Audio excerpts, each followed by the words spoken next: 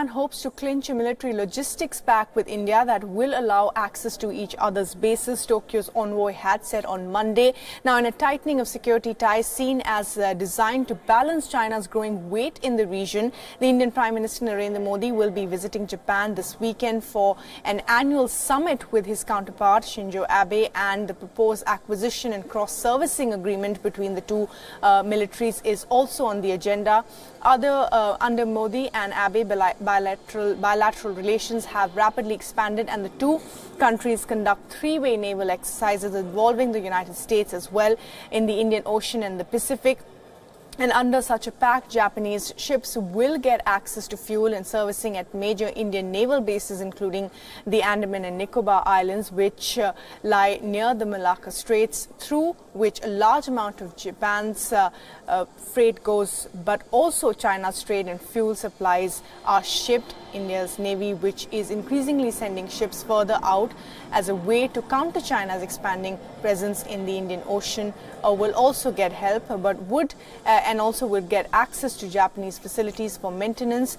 Today, Japan's PM is in China, and India says it will have no effect on the Indo-Japanese relationship. I understand Prime Minister Abe is visiting from today onwards, I think 25th to 27th. So as of now, we have no reports about the visit. Of course, this is his first bilateral visit to China in the last few years that he has been Prime Minister. But I have absolutely no hesitation in saying that his visit to China will have no impact on our bilateral relationship. We have a very deep relationship, a very diverse relationship. We have two governments committed to this relationship. And we have a shared vision, not only of our bilateral relations, but in a regional and global perspective, which is reflected also in the Indo-Pacific. So I can say with confidence that not only will there be no impact on this relationship, but we also welcome the improvement of relations between China and Japan, because in our view, an Indo-Pacific which is inclusive and which brings everybody on board is the view that our Prime Minister has spoken about. All right, that of course the Foreign Secretary there speaking about the Japanese Prime Minister's visit at the moment to China as well. And joining us to talk a little bit more about India-Japan relationship is Vivek Karju, a former ambassador. Also Siddhant Sibal, who was at the press briefing, joins us. And Vivek Karju, before I come to you, Siddhant, now tell us a little bit more about what was the broad outline of what the Foreign Secretary said ahead of the Prime Minister's visit.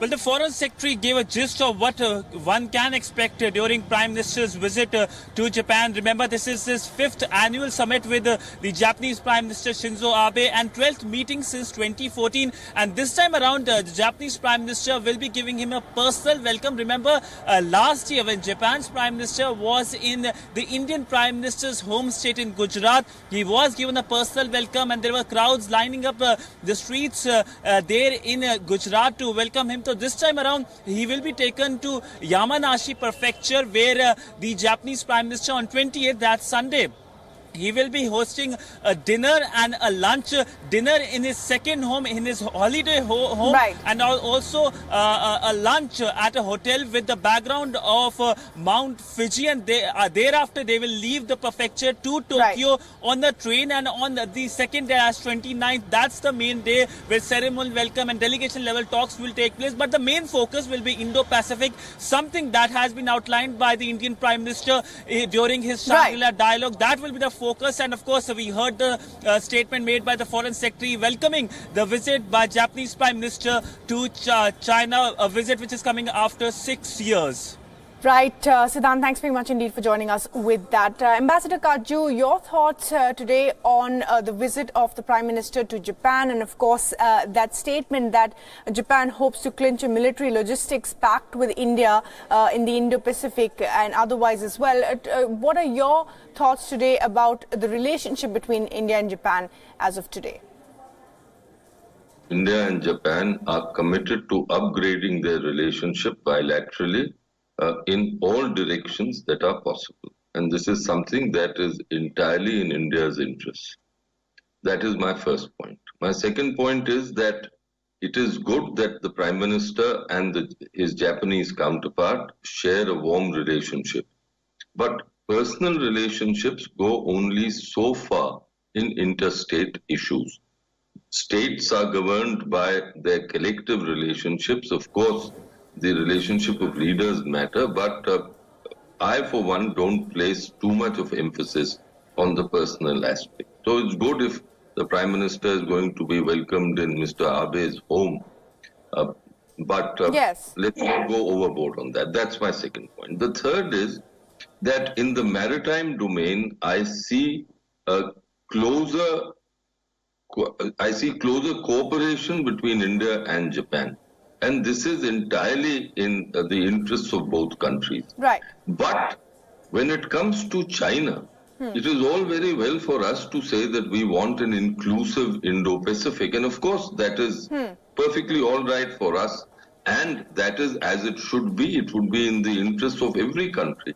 Yeah. The question here is, what do the Chinese want?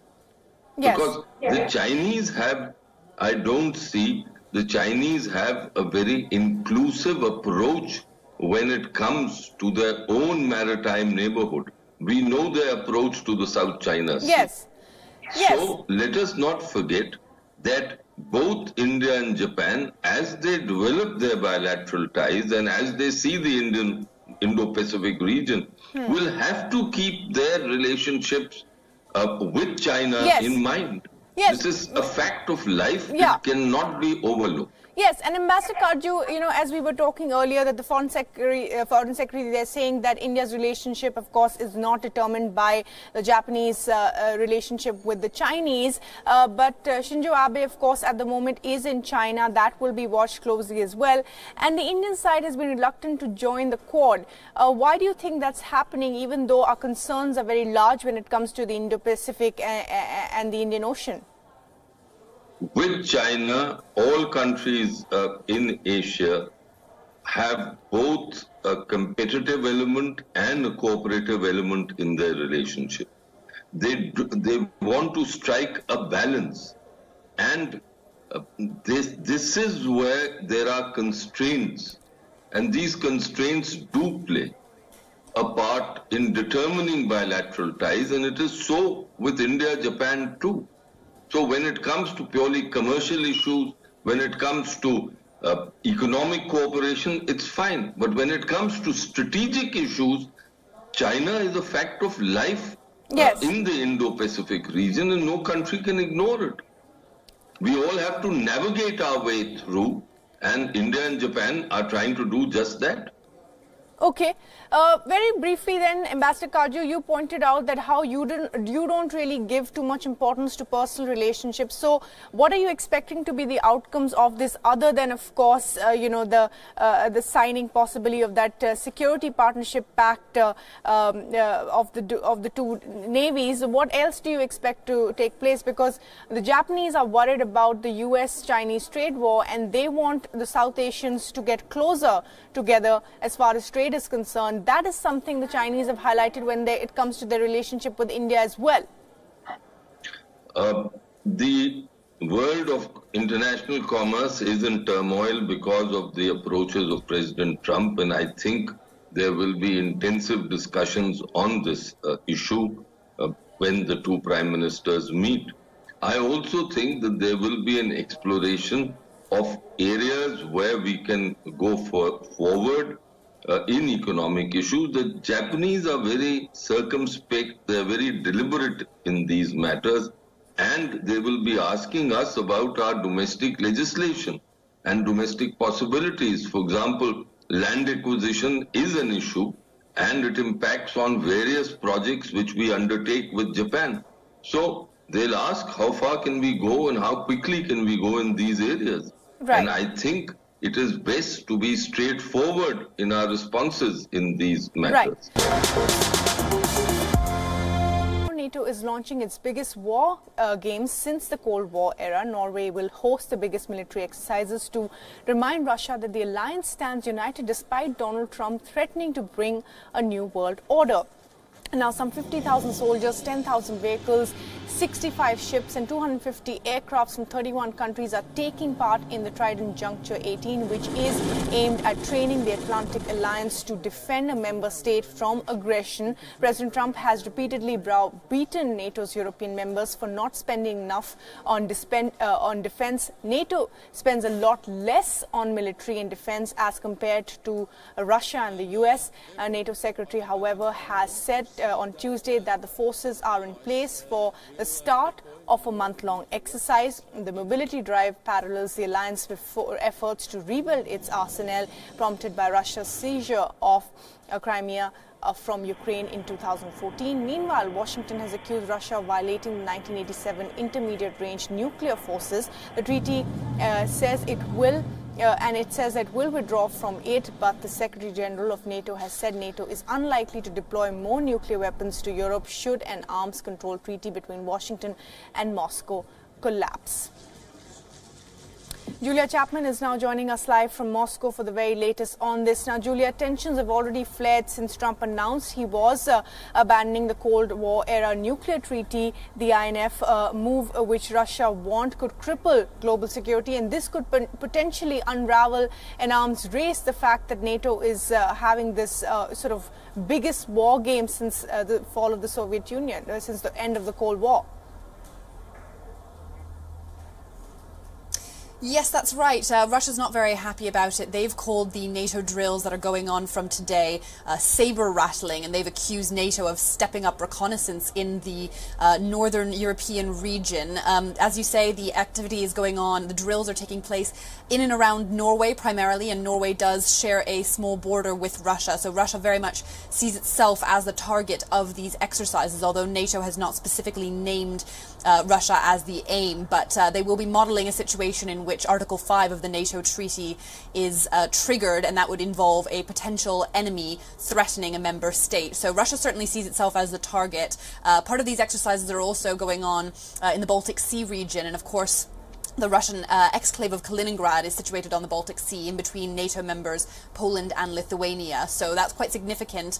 Kaliningrad as well is quite strategically significant in terms of nuclear weapons. As you were saying, the US has just withdrawn or announced its withdrawal from the INF treaty, and that's something that's very much concerned Russian officials and experts over here who warn that this is going to lead to destabilization in Europe. Previously, Russia has been accused of moving nuclear-capable Iskander missiles to Kaliningrad, and this treaty, the collapse of this treaty that the US is withdrawing from, could leave it free to do even more so in the Kaliningrad region. Yeah, and that's a big concern. And of course, John Bolton was in Russia a week ago, and you know, the fact is that he himself has been a very big critic of the arms control deals, particularly the INF, which he says he believes unfairly stops the US from building missiles, nuclear arsenal when China is not part of the treaty. So it's not so much just about Russia, but also the fact that China is open to constructing whatever nuclear arsenal it can and has to.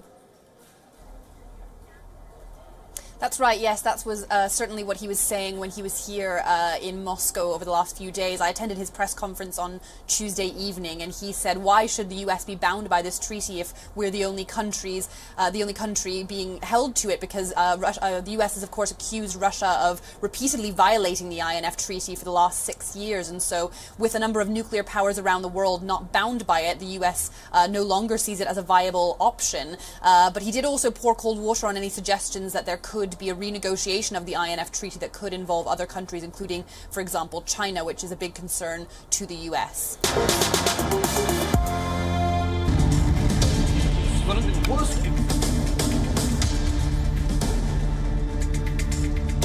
I'm standing in front of the Saudi consulate.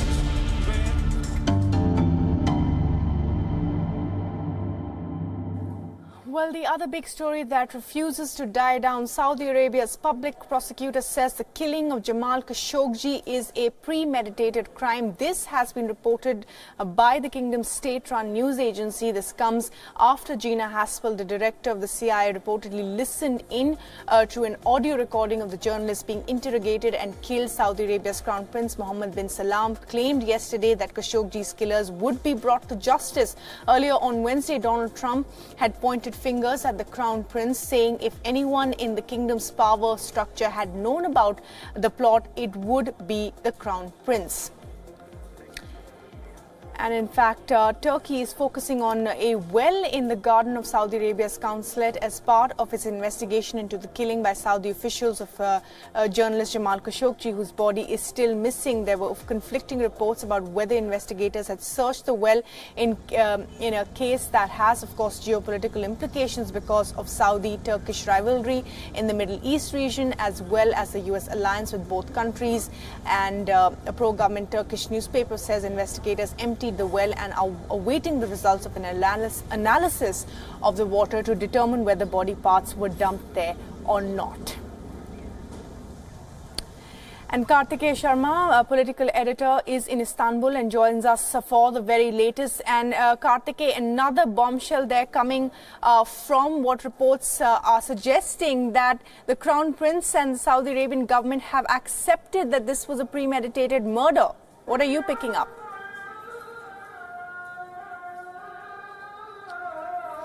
See, my first impression is that this is a battle which is playing out between two countries who are supposed to be or who have led the Islamic world.